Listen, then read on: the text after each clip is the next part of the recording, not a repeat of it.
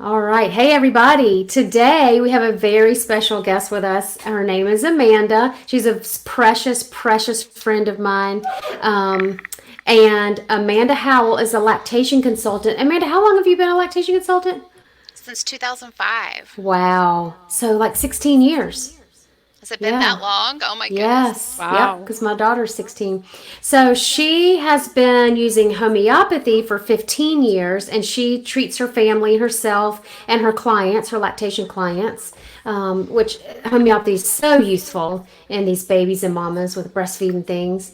And her favorite remedy is arnica because it helps with all the growing pains and the aches and the pains of having boys. She's got 4 boys and a daughter. And so she describes herself as a mother to 5 precious souls, an IBCLC, mother guide to new mothers. She enjoys guiding women into their power and helping them to find that internal mothering voice. She enjoys spending time with her family, going to the beach, and learning salsa with her fiance. I cannot wait to see video of y'all doing Learning salsa. So salsa. fun. They're so fun. Oh, yes, yes. I'm so excited. We're taking a class. So we're on salsa level one, then we have level two and level three. So we're almost done with level one. Yeah, it's been amazing. Amanda's so fun.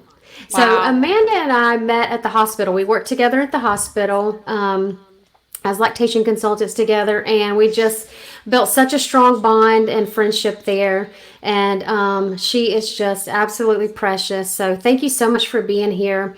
Amanda has a story to share. I believe, you can correct me if I'm wrong, Amanda, that she has made it a part of her mission to educate women in this area because of what she's been through. So I'm just going to let you go with it and tell your story, and then maybe me and Bree will have some questions along the way, if that's okay. That sounds great. Thank you for that Okay, beautiful introduction. I absolutely. love that. It's Thank always cool you. to hear things about yourself, from Mhm. another person's perspective. Um, Right. So I, Melissa, I'm not sure to even where to start. I guess maybe go back from the beginning, way back long ago. Um, yeah. Sure. Yep. So, Yep. okay. So back in 2003, I was very insecure of my body, and I had had 2 children and breastfed for about, 6 months for one and about a year with the other. And I was not in a good place emotionally, spiritually, physically, mentally, all the things, right? And I felt like I could improve my body in some way because I didn't love myself at the time. And breast implants were something that caught my eye, and I felt like, well, if I had larger breasts, I would feel better about being in my body. And the events that led up to it, the money just sort of showed up, and I was able to get new breast implants. And so I went from a double A to a triple, double, triple D. And at the time, it was the best thing ever. I could wear cool clothes and bathing suits looked great on me, and, all the things. And I was in a really abusive relationship at that time. And those breast implants empowered me to the point where I was able to leave that relationship. So I do thank them for showing up in my body at during that time and empowering me to move on. And I went on to have 3 more children shortly after getting those breast implants, and I breastfed those children until they were each almost 6 years old apiece. So for 11 years nonstop, I breastfed, and I had, Wow. yeah, isn't that amazing? And while my Yeah. Yeah. children were younger, I depended on homeopathy, and breastfeeding, and of course, attachment parenting and co sleeping and all the yummy, delicious things that we do with our young ones. Love it. Yes. And fast forward to about 2 years ago, I started having chronic health issues. And I worked with Melissa some. I worked with another naturopath here in North Carolina. I also worked with a holistic chiropractor as well with diet issues. And through all of these modalities, I was still not getting the results. Like my body just couldn't hold that power and that new energy that I was trying to bring to it. And even though I cleaned up my diet now, hardcore cleaned up my diet, I was on many different remedies. We changed them several different times. Um, and literally, I think I checked off every box, Melissa and Bree, that I could have finding answers. And one of my practitioners said, I think it's time we evaluate removing your implants. And I was like, oh no, no. Because here Mm-hmm. I've got breast tissue that has been expanded and then shriveled up and then expanded and shriveled up and like weight gain and weight loss. And during this journey, I had lost about 30 pounds trying to find health, right? And during that time of Yeah. weight loss, one of my implants became significantly smaller than the other. Now, how long that had been going on, I'm not sure because of maybe the extra weight that I had on my body. Right. And I went to an amazing local practitioner who works with lymphatic breast massage, which we'll talk about later. And she said, Amanda, I think one of your implants is leaking or ruptured. And this was along the timeline where I was told, I think you should probably, let's talk about removing them. And so when somebody said, or when this woman said, I think it's leaking or ruptured, that was another red flag of let's get this done sooner than later. And of course, I needed to let that land. Anything about your body or major change triggered me, right? And so I had to go and pray and meditate and talk to all my women friends about this because what if? What am I going to look like, And have these breasts serve their purpose? And, what was their purpose? Was it leaving that relationship? Was it empowering me enough to move on in my life and find that inner wisdom? And so during that time, I had several lymphatic breast massage. I also went to breast thermography. That's a local, well, actually, you can find that in just about every major city in America. And what it is I'd like to talk about that later too, because that could be a whole nother podcast within itself. But what that does is it evaluates the temperature difference and the blood vessel patterns in the breast, and it can detect signs of inflammation, infection, and can determine irregular vascularity. So that's one of the boxes that I checked off on this journey of, is my breast healthy enough to remove the implants, right? So we've mitigated the diet. We've got, lymphatic massage going on. We've got palpitations. We've got breast thermography. We've got homeopathy. And so I'm just checking off all the boxes as I go along. And then I needed to decide what surgeon could I trust with my breast tissue to remove these implants. And so removing them wasn't a simple surgery. You walk in and they cut a little incision. No, it's a large incision. It's major chest surgery. And so I joined several Facebook group pages for breast implant illness, and we can link those in the notes, Melissa, if you'd like. Um, Yes, absolutely. Highly encourage you, if you have breast implants and would like to get them out, to join these groups, to find a practitioner in your area that believes in breast implant illness. That's something that Yeah. our medical field doesn't recognize at this point, but I feel like it's in the near future for recognition. So I found a physician that was recommended locally. There's a few. Um, and I went to him and I had lots of pictures of what I looked like before I had my surgery. And I also took a lot of pictures with me of women who had posted pictures online that were before and after, so I could get an idea of what I was going to look like. Like you go in and Mm-hmm. you've got your boobs, and then you've had them for what, 18 years, and then you come out of surgery and you Yeah. don't have them. Like I needed some sort of, this is what you might Yeah. look like. So I found a surgeon, and he answered all of my questions, and I scheduled my surgery date. And so um, all along, continuing my homeopathy, continuing suggestions from my naturopath and my holistic chiropractor, mitigating my diet, and I felt like I was very well prepared emotionally, mentally, and physically, and energetically going into this surgery. And I do want to add, there is something that I started doing. It's called global bowspring, and it's a movement type modality that really opens your rib cage and gets your body moving. It kind of takes us back to that primal stance of you know, when the women used to like squat in the field and pull the vegetables out of the earth, and it gets our hips back and our chest wide open and brings our neck up, and it's called global bowspring.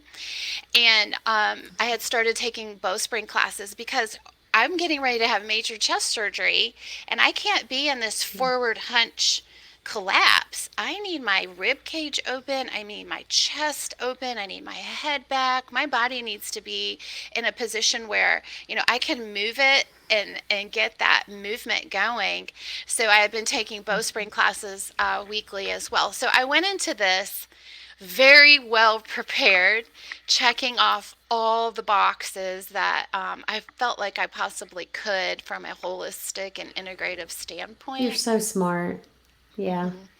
Well, You're so smart to do all those things. Yeah, thank you for absolutely. all of your guidance and patience along the way.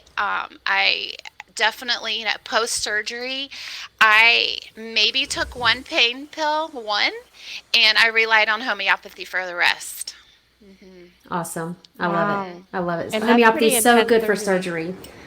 Oh yeah, Yeah. yeah. Your surgery protocol was absolutely it nailed it. Yeah. So I'm happy to share that surgery protocol with anybody who's listening. Actually, maybe I'll post it in the notes if I can. So just go onto my website, look at my free resources. It might be there. Let me know if you need it. I'm happy to share the surgery protocol. And when the day of my surgery, and I hope it's okay to talk about this, I had taken, what was it for? Oh, for Hypericum. nervousness. No, Gelsinium. Am I Oh, saying that right? okay. Yeah, Yep. Yep. okay. So it's for nervousness, right? So of course I was nervous. um, and Uh I huh. took it the morning of. So I go in and they take my blood pressure, like I'm like put like marks around my breast, and everything's ready to go. I'm ready to walk into the OR. And my blood pressure was low, and it's always low, like 95 over something. And she's like, "Well, your blood Uh pressure huh. is low. Did you take anything today?" And I was like, "Yeah, I took my homeopathic protocol, blah blah blah." And her eyes get real big. And she's like, "What is that?" And so she goes and gets the anesthesiologist, and he comes in. He's like, "So what did you take?" And I was like, "Oh, I shouldn't have said anything. I shouldn't have said anything." But it wasn't that made my blood pressure low. It was just my blood pressure is always low. Yep. Yeah, yeah. Yeah. Um, So I'm glad you shared that because actually you are the example that I give very often in all my classes, Bree. If you've ever wondered who I'm talking about Amanda because she went into Amanda. surgery that morning and she texted me. She was like, "Oh my gosh, they're saying that this is not safe for surgery." I was like, "Yes, it is. I promise you it is. I would never tell you to take something before surgery if it's not safe." And so yeah, it is absolutely safe. So just don't even mention it. So Amanda, if you'll just pull your mic down to like right down here. okay, Yes, perfect. okay. Thank you. Yep, Yeah. So perfect. I was fine, and everything resolved from all the things, and my blood Yeah. pressure wasn't an issue later on. So the surgery in itself was major. I was not prepared Wow. for how much it would literally knock me off my feet. Um, I needed a lot more help than what I thought I did, and recovery took about a full 8 weeks. Um, and that's with Yeah. all of the prep I did. Yeah.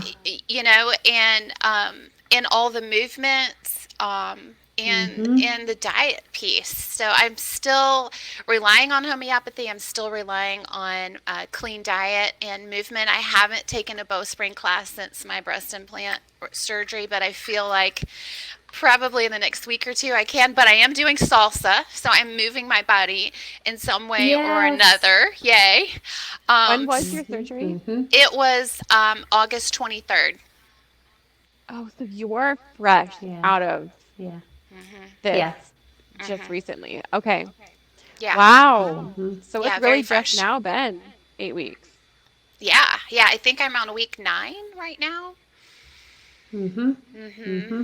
Yeah, so it's Nice. it's been a Yeah. journey, and a lot of the symptoms that I had prior to surgery, it they did diminish instantly. However, there still are some lingering things, and now we're doing heavy metal detox, which is part of the protocol of breast implant explant surgery. You should have guidance with heavy metal detox. So that's the Yeah. phase that I'm in right now. Um, and people tell me that my skin is glowing, that I feel back to life, and I do. I just feel like a different person. And the most important thing about this are my breasts are so beautiful. I just, they're gorgeous, and I've been able to go braless. Which is huge for me Yeah. because I kind of was somewhat braless before, but I had Mm-hmm. larger boobs, so I didn't like need a bra. They were just up there. Well, Yeah. they were slowly going down there because after all those years of nursing. Yeah. Right? But yeah, yeah. And I've had to wear a compression bra nonstop 24 hours a day for about 7 weeks. And so when they said, yeah, you can stop wearing it, I was like, free the tatas, nothing. I don't need anything. Yeah. Yes. I love And it. yeah, and it's empowering to know that these breasts are a lot smaller, but they're still beautiful and they don't define me. Beautiful. And you do look beautiful. You really do. Thank you. And I didn't even think about just how free you are, but just knowing what you've recently been through with transition, other transition things, I was just thinking you are glowing. I am just so Thank you. excited about where you're headed and what's going. And I love what you just said. I didn't want to cut that off. That your breasts don't define you. Beautiful. That's right. They don't. I mean, they provided nutrition to my children. They've been a Right. part of me, everywhere that I've gone and everything that I've done. They're here. They are me. And I am just so thankful that now I can have them and I'm free of all of the plastics and silicone and the toxicity of that. And now I'm searching true health again. Yeah. Yeah, starting over. So good. So good. So what you're saying is the breast implants were an obstacle to cure. And we deal with that a lot in homeopathy. So sometimes it's medications that you're taking, or it's the diet that you're eating, or, gosh, I mean, I'm going to start asking people because it's actually not even on my intake form. Do you have breast implants? That's a big deal. It I am is. going to add this to my intake form. And not only breast implants, but people have chin implants and knee Oh, wow. implants and Yeah. pec implants and butt implants. I mean, it goes on and on. Or even Botox. I think Yeah. Botox and lip filler right now is very popular. Mm-hmm. So Mm-hmm. I wonder, probably know more about that. I wonder if it's similar. It is similar. I've heard very similar stories from people who have toxicity from those injections Wow. or Yeah. fillers. So Yeah. we might be getting to these things, but what were some of your symptoms before Great that you notice question. now that have gone away quickly, and what ones are you still hoping will go away? So, a general fatigue, um, just tired, no energy, um, difficulty falling asleep, waking several times at night, ongoing lingering depression that would come and go, anxiety, um, inflammation, systemic inflammation. So I would have sciatica flare up several times a year that would literally knock me off my feet. Yeah. And and I also had shoulder pain on the side, on my right side. So my right implant was leaking. It had not ruptured. It was leaking. It was about 2 ounces less in weight than the left implant. So it had a slow leak out of the valve that we figured. So that shoulder was always I was always getting knots and tension, and even after chiropractic and bowspring and massage. Um, it was still just so sore all the time. I also had systemic yeast. So I had a Marina IUD for 3 years, and I had that removed, trying to figure out what's going on with my body. And so systemic yeast. So I had it, vaginally, intraorally, inside my mouth, especially when COVID hit and we had to all start wearing masks at work. And Mm-hmm. I worked in a Mm-hmm. hospital. Yeah. That's when the yeast flared up. I was like, oh, these masks are causing weird things in my mouth. And it probably was, Mm-hmm. right? Mm-hmm. And then I found out that I had yeast in my mouth too. So I was having vaginal yeast infections monthly, Oh my despite goodness. Yeah. being on a candida cleanse diet. So where's this coming from? So the IUD came out, Yeah. and then the yeast started to clear up after about 6 months or so on the candida cleanse. And I, I'm sorry, I got lost. Where were we? You were talking about symptoms that you had. Do you Oh, okay. remember? Do you remember that you used to get randomly nauseous? Oh yeah, yeah, I would. Very Mm-hmm. nauseous. Mm-hmm. And Just then and with no seemingly cause. I don't know if that was part mhm. of it or not, but I remember that. I think it was. Yeah, Yeah. yeah. And then the last thing, Bree, that was so significant, that was so nobody knew, nobody knew, was mouth sores. And so I had chronic mouth sores. Yeah, I could hear. What was Sorry. that? Okay. My fan. Okay. So That's I would right. get a mouth sore, and it would last for about 10 to 14 days, and then it would come back 10 to Yep. 14 days later. Yeah. So, and it was so bad that I could barely talk. I sounded like I had a lisp, or I had a speech impediment. And it was nonstop on the Wow. dot every 12 to 14 days, nonstop for So all of those almost, things have cleared up? yes. Wow. And it said, so Yay. you had those, you said for 18 years, Yes. and you didn't have those symptoms until, do you assume it's when it started leaking, or do you think looking back you had some of those always since you I had them?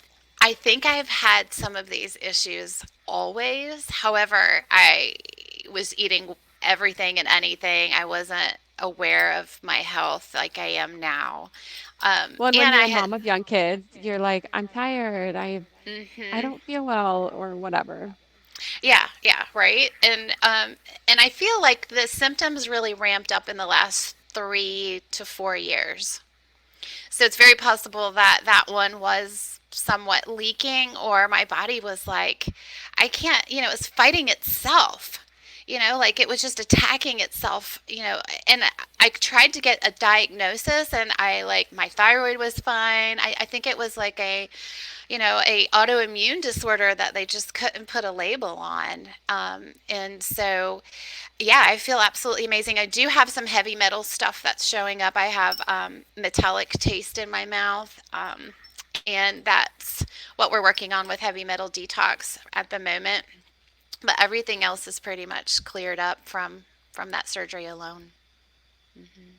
Wow. That is crazy So good. and amazing. So So I know there are good. different Yes. types of implants as well, right? And do you mind sharing maybe for other people which ones you had?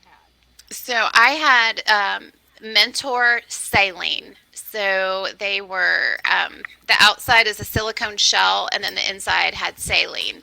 And if you could think about it, that's salt water inside a plastic or capsule. And so for 18 years, the salt water is in there inside a plastic capsule or silicone, and now that's leaking. And so 18-year-old saline water is leaking. What type of Right. toxicity is your body? And it's fighting that Yeah. foreign substance already, and then now it's leaking something Yeah. else. And it's like, whoa, we can't deal with this. Please help. And so it's been a wild journey getting them out. So this might be way left field, but what about mold? Can mold? Hmm. Man, Oh yeah, okay. yeah. A Yeah. lot of women experience mold symptoms, and if you look, you can look it up, and a lot of these symptoms do mimic mold. We did test the house with um, a hurts me test, and the mold in our house was non-reactive, so it wasn't like the bad kind of mold that we need to move. Because originally, she's like, the gal that guided me, she said, we've got to test your house for mold. Um, all the things. And yeah, some women, when they get their implants out, there is like mold on the inside of the That's what I implant. was wondering. Yeah. I mean, that makes so much sense. Of course, wet plastic is going to grow mold. And then, Wow. wow. And the surgeon sent me pictures of the implant, and I was like, oh, do I want to see, does it have black inside? And mine was clear. Now, one thing I didn't mention Nice. earlier is it's very important, if you have implants and you have them removed, to find a surgeon who believes in breast implant illness and who will Yeah. remove the capsule around the implant. So your body forms this scar capsule, and it's almost like this thick fascial tissue around the implant, and that's what protects your body from the implants. So our bodies are so They're amazing in that amazing. it knew like there was a foreign substance. Okay, we're going to send Hmm. something, this fascia, to go around it to protect us from it. So a full Yeah. capsulectomy or an end block is very important, and that's where they go in and they remove that capsule with the implant inside, and they take it out together as a whole, rather than just Yeah. pulling out the implant and leaving the capsule, because that capsule is absorbing the toxins from the implant. And so if you leave the capsule in there, women don't get relief from their symptoms if that capsule is not Wow. removed. Well, and I would think that would cause lymphatic drainage issues as well, right? Like it's Right. scar tissue. You can't fully, Hmm. Hmm. whatever you call it, Why drain, would I they guess. not Yeah. remove that? Is there a Some reason that some are not? Well, it's very meticulous surgery, and like they literally have to like pull it up and Mm. cauterize all the way around, and it takes a long time. And Mm. so Yeah. some surgeons are like, "That's not worth my time. I can get more Like money the if I implant put would it just, in than taking it out." mm, And so, Wow. so the list of Wow. surgeons who believe in breast implant illness, who also remove the capsule, is a small list. I mean, it's a large list for America, but really in the state of North Carolina, there's only a handful of surgeons who do that. Yeah. And the Wow. cost of it is So you huge. all, yeah, yeah. So you might also be getting to this, but I do talk to all of my women clients about thermography versus Yes. mammography, and there's lots that still don't know. That mammography is not a good thing, and so then I try to educate on thermography. Were you going to talk about that a little bit? We can if you'd like. Yeah, I'm really passionate about it.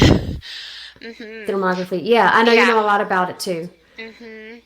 Yeah, so that So was. one thing before you start, just move your mic down just a little bit more. What's There up you with go. that? Yep. Does it keep Good. going up? It's just I don't know. I don't know. I think it's good now. Do you think? Wait, practice talking. Let me make sure the sound's still good. Hello, I'm here. Okay, I think it's good. Yeah. Okay. All right. Okay. So, It's whatever like you moving. know and want to share about thermography, it's okay. Okay, I'm 44, almost 45, and I've never had a mammogram. And I was told during this journey by the plastic surgeon that I would need to have a mammogram, and I'm like, no, I have a implant that's leaking, Nope. and all I can imagine is somebody coming in and pancaking it even more, and just pushing all those toxins like further into my body, Mm-hmm. and so I really had to push extremely hard not to have a mammogram during this process, because the plastic surgeon wanted a an ultrasound. So I go to my annual pap smear, and she's like, so I'm going to write an order for a mammogram. And I said, okay, but we're not doing that. And she was like, well, why not? And it was like this long conversation of, why would I do that when I have thermography? Like, I can see Mm-hmm. everything with that versus the mammogram is just Mm-hmm. the breast tissue. So the thermography is it's a infrared light. It's a light and it picks up heat and cold areas on your body. And not only does she just do your breast area, she does it from your head to your waist. And there are some practitioners in Yeah. the country that do your full body, which would be absolutely amazing. Um, Mm-hmm. and so Mm-hmm. what she can find is lymph nodes in your neck, under your armpits, in your groin, areas where the mammogram doesn't even look. And oftentimes, if we have Right. breast issues or something brewing, it shows up years in advance in the heat and cold of your body and in different areas, not just Mm-hmm. where they look for the mammogram. By the time it gets to your breast, it's already shifted and it's already gotten in your armpit and your lymph nodes. It's all over. So it's Mm-hmm. almost too late at that point. So if you can get thermography earlier, you can see where there's congestion, get to a lymphatic breast massage, implement health changes, get your body moving, clean up your diet, start a homeopathic Mm-hmm. protocol, work with Melissa, and get that congestion flowing. And then you might not have any issues later on down the road because you were preventive in it in the beginning. And so Yeah. one of the kickbacks, or not necessarily kickbacks, but the holdups is insurance doesn't pay for it. So it Right. is out of pocket, and or you can use your HSA or FSA. But to me, it's worth that investment in yourself to find those Absolutely. And it's not that answers. much, is it? A couple $100? It's, yeah, like 200, 250. So worth it. Oh my Mhm. goodness. Definitely Mhm. worth Now, it. this might be a dumb question, but is this something you suggest for males and females, That's a not very just good women? it's a very good question. For men who have a history of male breast cancer or male lymphoma or something in the family, a history of, or who have had lumps or lymphatic issues, I would suggest a man do it as well. But at this point, I think all women should do it. And Yeah. so, what age? I was just looking that up recently. So the best time to do it is when you're in your mid 20s. Um, and that's to establish her unique blueprint because that's where her breasts are. That's maybe before she's had children or maybe she's had one child, but that's like a baseline of health. So then each year, every other year you get your thermography, you can um, compare it to the year before to see changes if you do indeed Nice. have changes. Awesome. So to go back, I went for the ultrasound and they said, well, we're going to do a mammogram first. I'm in the breast center, and I'm like, we're not doing a mammogram. And then they sent in another person. So you're going to need a mammogram to get an ultrasound. We're not doing a mammogram. I mean, I talked to like 5 different people. I think they sent in the office manager, the cleaning lady. You have I to want to be stand up like, for do you guys yourself. talk to each other, or are you just You trying have to to stand up for strategically push yourself. me? Yeah. And I Yeah. was almost in tears. I really had to be so Yeah. headstrong and demand is that the doctor ordered the ultrasound. Please do what the doctor ordered. Is Mm-hmm. there an order for a mammogram? No? Okay. And I had to tell the doctor, Yeah. this is what I want, and that's all I want. And I had to be very, very verbal and in my power going into these visits. And that's something as women, sometimes we don't have that power. And so, following folks like Melissa and Bree, who they can get you back into that power and you're fully prepared on this journey. Yeah. Yeah. And it Thank you reminds me, for that. Melissa, of our baby steps that we've talked about in any area. But the more you do it, the more it will become. I mean, the more it empowers you and the more you Yeah. see the results of it and the more confident you become. Yeah. And I think if you can just decide, it might be hard. And I bet every time somebody came into that room and asked you the same question, there's probably a part of you that gets worn down and a part of you that's like, well, now I'm sticking to my guns. I just stuck to Right. it 5 times. I can do Yeah. it six, you Yeah. know? Yeah. Hmm. Yeah. And I'm not going to lie, Brie, the thought of, well, maybe I should just do this Yeah. did come. And I Yeah. am one of the most I'm not going to do something. Persons, and I can't imagine if any other person, I think probably would have folded. So I really Yeah. had to stand my ground with that. Yeah. And the more we do it, yeah, just like Bree said, the easier it gets. So when you have, when you're taking up for your children in a pediatrician's office and you're saying, I want this and not this, Yeah. and they keep pushing, you might want to find another pediatrician who won't push you like that. Hmm. Um, but also stand strong and never, and I always encourage everybody, never ever make a decision in the moment that you don't have peace about. So at the very least, Amanda, if they had said, and for anybody, if a doctor's pushing you to do something and you feel like, no, you don't want to do it, then at the very least you can say, okay, we're going to table this and we'll revisit it later. So you can come back, go and think about it, pray about it, and then come back later stronger, because if you make a decision in the moment when you're not feeling peace about it, you're likely going to make a wrong decision. That's the best advice I've ever heard. So beautiful. And like us, I have teenagers and we have to do sports physicals because they're in high school and Yeah. they need sports physicals. And a pediatrician came or a doctor said, "Oh, well, I see so and so hasn't had any vaccines." And I suggest X, Y, and Z, and I was like, Doctor X or whoever he was, we're not here to talk about vaccines. We're here for a sports physical. And Mm-hmm, so, mm-hmm. and okay, all right, because that's the provider, and you're paying them for a service, That's right.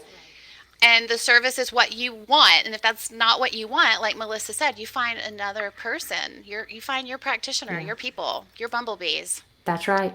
It's That's so right. hard So good. because we're in a system. I mean, and I think especially women, maybe because as typically, I guess, a majority of women are the ones making these big changes in their families' lives. A lot of the men in my life just go along with you tell them whatever, and they're like, "Yeah, I'll do that. I don't care," you know. And I don't want to Mm-hmm, overgeneralize mm-hmm. anybody, but you go in and we get opposition, and our first response is to question ourselves Yes. instead Yeah. of them or just another response. Our first response is Yeah. typically, well, I might be wrong. Hmm. And Self that's a doubt. whole Right. podcast Yeah. in itself, I'm sure. Mm-hmm, But mm-hmm. just something I Yeah. think is interesting and sad. It Yeah. is, and to go back to the breast piece, the surgeon did say, "Well, would you like to get new implants? Do you want to replace them?" And I thought, "Oh, okay. Well, that would be a good idea. I can just get more perkier ones or whatever." And then I'm like, "Oh gosh, no. I'm 44. 18 years from now, if I'm sick now, how much more sicker am I going to be?" And then, when I'm 60 or 65, do you want to have surgery again? No, I Yeah. want to be living my best life. I'm Yeah. going to have grandkids. I don't want to be, held up for 8 or 9 weeks trying to get back to health, and who knows what else is going on in my life at that time. So we always have to think long-term health. That's what Bree and I are Yes. always talking about. Think long-term health. When you think long-term health, it's going to be more work now. It's going to be a little harder. The easy road is never going to lead you to long-term Mm-mm, good no, health. no, not at all. Mm-hmm. And the steps that you take now affect you in 5, 10, 15, 20 Absolutely. years. Or Absolutely. don't take. Yeah, so you teenagers and 20, right? You teenagers and 20s listening to this, you need to be thinking about when you're in your 40s, even though Yeah, you don't want to right now. and I'm a huge advocate for gut health. So if you're in your, Yeah. fertility stage and you want to have a baby, Uh, yeah. uh-huh, get your Gut health gut is health in huge. order, Before, because Yeah. Yeah. you get pregnant. yes. Yep. That's That's a right. whole Yep. nother. Gosh, we have to make a list where we're going to invite Yeah. Amanda back to talk about a lot of Yep. things. All the things. Hmm. So, Amanda, I do want to have you back to talk about the baby, the structural things with babies. So, we are going to do that in the future. Okay. But what else about breast health and implant illness? Is there anything else that you wanted to share with us? Oh gosh, there's so many things I could share. Um, I think that finding support along the way, if you have implants and, you know, the the red flags are going off, reach out for guidance. I often thought to be a breast explant doula to help guide women Wow. Yeah. in the after period. I mean, a lot of people are going through this alone, and you don't have to go through this alone. So, finding other women who have been through this journey was very helpful for me. We started a special group page for all the women who had surgery in the same week, explant surgery. And so we're like, how are you feeling? And almost a daily check in with Awesome. each other. And it also keeps each other accountable for all the things. And one thing I do want to mention is if you've never been down the path of healing your body. If you don't know, if you've never used homeopathy, if you've never moved your body in a way that feels good and creates space, if you've never mitigated your diet or tried to clean it up, those are very, very important pieces that you must start before you explant. Because it's almost too late afterwards. You're going to come up, it's going to be a really deep hole that you're going to come out of if you do it after the fact. So get that detox in before, clean up your diet, get that support so that it makes for an easier recovery. And even though my recovery was 8 weeks, that's a long time. I can imagine it might have been longer if I Yeah. hadn't taken all the steps. So good. So good. So, Amanda, what is your website? It is leche for the number four, lifelactation.com. Yes. Do you have any information on this on your website or I plan don't. to? I Okay. don't. I think I probably should at some point. I do talk about it on my Instagram page, which is in my I'm on LinkedIn, and I do have, I track my journey there. Um Nice. mhm. Mhm. Let's go there then. So we'll link your Instagram in the show notes. And so people who are interested in this specifically can go and maybe follow you, follow your journey, follow Amanda. She's so full of wisdom, and as you can hear, she's all about women, supporting each other, loving each other. Amanda and I just had such a great time working together, and we have some differences, but man, we loved well. No, even though, right? We just Oh loved each yeah. other. No matter, Mhm. yeah, it didn't matter. Neither one of us ever judged each other or thought anything. We just had open conversations. Amanda is all about just open conversations, education. She is an amazing lactation consultant. So most of you know that I'm a lactation consultant also, but but what I'm focusing on right now is homeopathy. And when people come to me, they want to work with me with lactation. I'm like, you need to see Amanda. Really, You Amanda's said got that an to me. office. Yeah, Uh-huh. so yeah, Amanda's got an office. She sees people in person, here locally, of course, and she's all about education. So I encourage you to go follow her, check out her website, and find her on Instagram. And is there anything else, Amanda, you want to say before we go? No, I think that was all the things with the implant and breast health. If you don't have implants, your breast health is just as important as well. So get those yearly thermographies. Get in and learn how to do lymphatic breast massage on your body, on your breast, and do that daily. That's super important. And we have some local folks that we refer to here in our area, and I'm sure we can help find you someone in your area. And get your body moving. Movement is the ticket, whether that's a daily walk, the global bowstring, jumping on a small trampoline. Any type of body movement is really good for our lymphatics and breast system. So, Or some yeah, salsa. and So good. yeah, and thank you, Melissa, for being such a guiding light. I would not be where I am today, literally, without you. So thank you. Thank you, Amanda. I feel the same. I learned way more than I ever even thought that I would about structural things with babies.